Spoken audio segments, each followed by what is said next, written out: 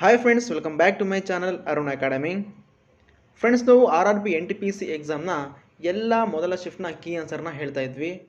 ಆದರೆ ನನಗೆ ಕೆಲವು ದಿನಗಳಿಂದ ಕ್ವಶನ್ಗಳು ಸಿಗ್ತಿರಲಿಲ್ಲ. ಸೊ ಹಾಗಾಗಿ ವಿಡಿಯೋಗಳನ್ನು ಮಾಡ್ತಾ ಇರಲಿಲ್ಲ. ಇವತ್ತು ಜೂನ್ 16, ಇವತ್ತಿನ ಮೊದಲ ಶಿಫ್ಟ್ನ ಕ್ವಶನ್ ಮತ್ತು ಆನ್ಸರ್ನ ಡಿಸ್ಕಷನ್ ಮಾಡೋಣ.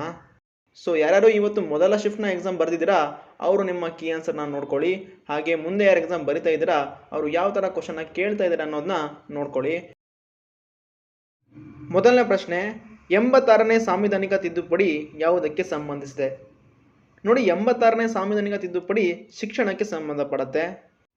2002ರಲ್ಲಿ 86ನೇ ತಿದ್ದುಪಡಿ ಮಾಡುವ ಮೂಲಕ 6ರಿಂದ 14 ವರ್ಷದ ಮಕ್ಕಳಿಗೆ ಉಚಿತ ಮತ್ತು ಕಡ್ಡಾಯ ಶಿಕ್ಷಣ ನೀಡುವುದು ಮೂಲಭೂತ ಹಕ್ಕನ್ನಾಗಿ ಮಾಡಿ ಇದನ್ನು 21A ವಿಧಿಗೆ ಸೇರಿಸಲಾಗುತ್ತೆ.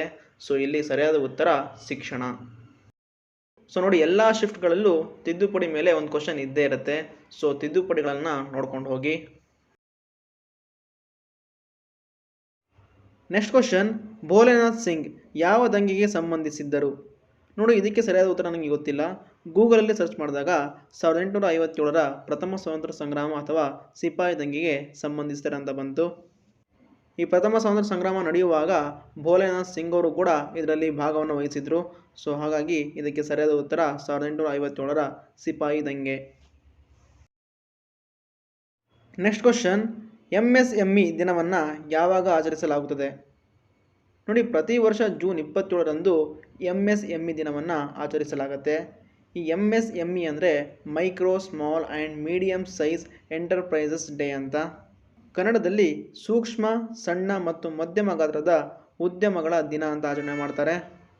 ಸೊ ಇದಕ್ಕೆ ಸರಿಯಾದ ಉತ್ತರ ಜೂನ್ 27.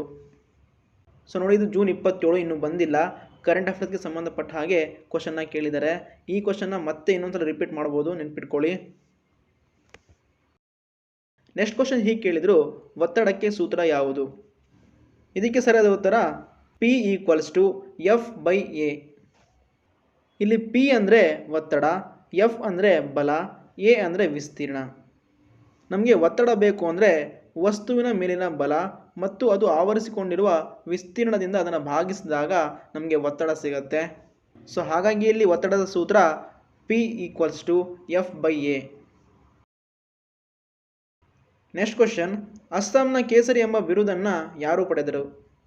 ಇದಕ್ಕೆ ಎರಡು ಆನ್ಸರ್, ಅಂಬಿಕಾಗಿರಿ ರಾಯ್ ಚೌಧರಿ. ನೋಡಿ, ಈ ಅಂಬಿಕಾಗಿರಿ ರಾಯ್ ಚೌಧರಿಯನ್ನು ಅಸ್ಸಾಂನ ಸಿಂಹ ಅಂತ ಕೂಡ ಕರೀತಾರೆ. ಇವರು ಪ್ರಸಿದ್ಧ ಕವಿ, ಗೀತ ರಚನೆಗಾರ, ಗಾಯಕ, ಬರಹಗಾರ ಮತ್ತು ಸ್ವಾತಂತ್ರ್ಯ ಹೋರಾಟಗಾರ ಕೂಡ ಆಗಿದ್ದರು. ನೋಡಿ, ಈ ಶಿಫ್ಟ್ನಲ್ಲಿ ಅಸ್ಸಾಂನ ಕೇಸರಿ ಕೇಳಿದರೆ ಮುಂದಿನ ಶಿಫ್ಟ್ಗಳಲ್ಲಿ ಬಿಹಾರದ ಕೇಸರಿ, ಕರ್ನಾಟಕದ ಕೇಸರಿ ಇವೆಲ್ಲವನ್ನು ಕೇಳ್ಬೋದು. ಸೊ ನೋಡ್ಕೊಂಡು ಹೋಗಿರಿ.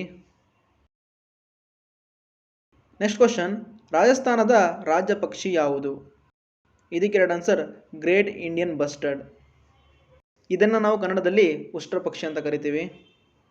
ನೋಡಿ, ಮುಂದಿನ ಶಿಫ್ಟ್ಗಳಲ್ಲಿ ಕೇಳಬಹುದಾದ ರಾಜ್ಯ ಪ್ರಾಣಿಗಳು ಆಂಧ್ರ ಪ್ರದೇಶ ಮತ್ತು ಹರಿಯಾಣದ್ದು ಕೃಷ್ಣಮೃಗ, ಮತ್ತು ಅಸ್ಸಾಂನ ರಾಜ್ಯ ಪ್ರಾಣಿ ಒಂದು ಕೊಂಬಿನ ಗೆಂಡಾಮೃಗ, ಹಾಗೆ ಗೋವಾದ ರಾಜ್ಯ ಪ್ರಾಣಿ ಕಾಡುಕೋಣ, ಕರ್ನಾಟಕ, ಕೇರಳ ಮತ್ತು ಜಾರ್ಖಂಡ್ನ ರಾಜ್ಯ ಪ್ರಾಣಿ ಆನೆ. ಇವೆಲ್ಲ ನಿಮಗೆ ಗೊತ್ತಿರಬೇಕಾಗತ್ತೆ, ನೋಡ್ಕೊಂಡು ಹೋಗಿರಿ.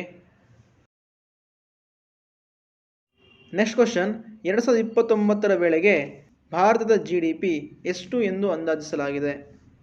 ಇದಕ್ಕೆ ಎರಡು ಆನ್ಸರ್, 5.7 ಟ್ರಿಲಿಯನ್.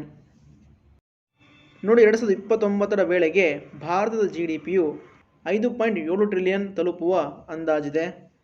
ಈ 5.7 ಟ್ರಿಲಿಯನ್ ಆಗಿಬಿಟ್ರೆ ನಾವು ಭಾರತ ವಿಶ್ವದ 3ನೇ ಅತಿ ದೊಡ್ಡ ಆರ್ಥಿಕತೆಯನ್ನು ಹೊಂದಿರುವ ದೇಶ ಆಗುತ್ತೆ. ಸೊ ಕರೆಂಟ್ ಅಫೇರ್ಸ್ ಮೇಲೆ ತುಂಬ ಕ್ವಶನ್ ಕೇಳ್ತಿದ್ದಾರೆ. ಕರೆಂಟ್ ಅಫೇರ್ಸ್ ತುಂಬ ಇಂಪಾರ್ಟೆಂಟ್ ಆಗುತ್ತೆ. ನೆಕ್ಸ್ಟ್ ಕ್ವಶನ್, ಯಾವ ರಾಜ್ಯವು ಅತಿ ಹೆಚ್ಚು ಲಿಂಗಾನುಪಾತವನ್ನು ಹೊಂದಿದೆ? ಇದಕ್ಕೆ ಎರಡು ಆನ್ಸರ್, ಕೇರಳ.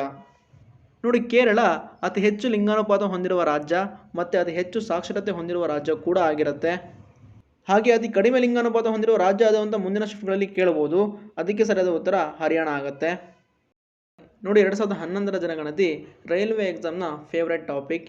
ಇದನ್ನು ನೀವು ಒಂದ್ಸಲ ಕಲ್ಕೊಂಡ್ಬಿಟ್ರೆ RPF, NTPC, railway group D ಎಕ್ಸಾಮ್ಗಳಿಗೆ ಕೇಳ್ತಾರೆ. ಒಂದ್ಸಲ ಕಲ್ಕೊಂಡ್ಬಿಟ್ರೆ ಇವೆಲ್ಲ ಎಕ್ಸಾಮ್ಗಳಿಗೂ ಯೂಸ್ ಆಗುತ್ತೆ. ಸೊ ಇದಿಷ್ಟು ಕ್ವಶನ್ಗಳು ನನಗೆ ಸ್ಟೂಡೆಂಟಿಂದ ಸಿಕ್ಕಿರೋದು. ಇನ್ನೂ ಕೆಲವು ಕ್ವಶನ್ಗಳು ಸಿಕ್ಕಿಲ್ಲ. ಸೊ ಸಿಕ್ಕಿರುವಂಥ ಕ್ವಶನ್ಗಳಿಗೆ ಉತ್ತರನ ಹೇಳಿದ್ದೀನಿ. ಈ ವಿಡಿಯೋ ನಿಮಗೆ ಇಷ್ಟ ಆಗಿದ್ರೆ ಲೈಕ್, ಶೇರ್, ಸಬ್ಸ್ಕ್ರೈಬ್ ಮಾಡಿ. Thank you.